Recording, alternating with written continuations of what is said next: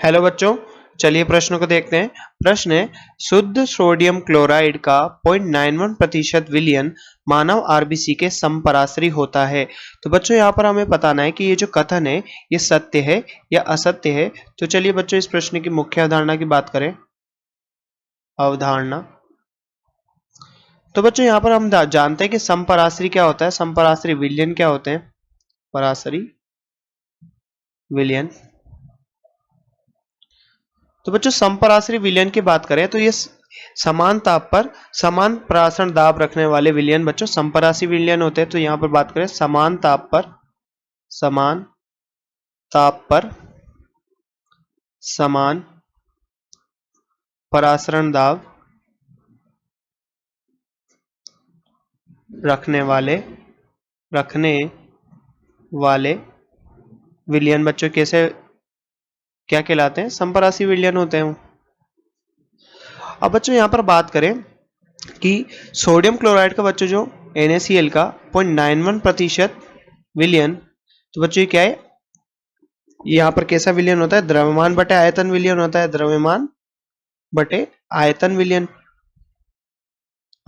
विलयन। तो बच्चों इसकी बात करें तो ये किसके समपराश्री होता है?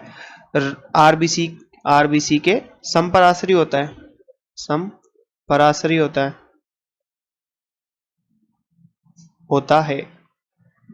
तो बच्चों अगर हम बात करें किसी पात्र में हम यदि NaCl का 0.91% जलीय विलयन लेते हैं, यहाँ पर द्रव्यमान बटे आयतन विलयन लेते हैं। जैसे कि मान लीजिए बात करें तो ये क्या है? 0.91% NaCl का विलयन है। अब बच्चों यहाँ पर अगर यदि हम आरबीसी को डालते हैं, आरबीसी, तो जब आरबीसी को हम इसके अंदर डालते हैं तो ना ही आरबीसी के अंदर जल जाता है और ना ही आरबीसी से जल बाहर आता है, यानी ना ही इसका क्या होता है। तो यहां हम कह सकते हैं कि बच्चों आरबीसी ना ही संकुचित होती है और ना ही फूलती है। तो बच्चों हम यहाँ पर कहे हैं कि जब हम इसको 0.91% जलीय विलयन में रखते हैं तो यहाँ पर समपराश्री विलयन होने के कारण ये क्या होता है? ना ही आरबीसी यहाँ पर फूलती है ना ही संकुचित होती है। परंतु यदि हम 0.91% NaCl से अधिक की अगर सांद्रता वाला कोई विलयन लेते हैं तो यहाँ पर क्या होता है बच्चों? आरबीसी संकुचित हो जाती है।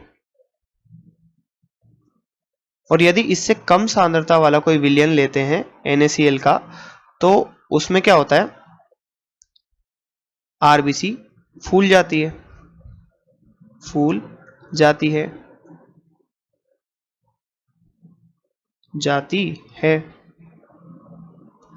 परंतु 0.91% NaCl विलयन रखने पर आरबीसी के आकार में कोई बदलाव नहीं होता।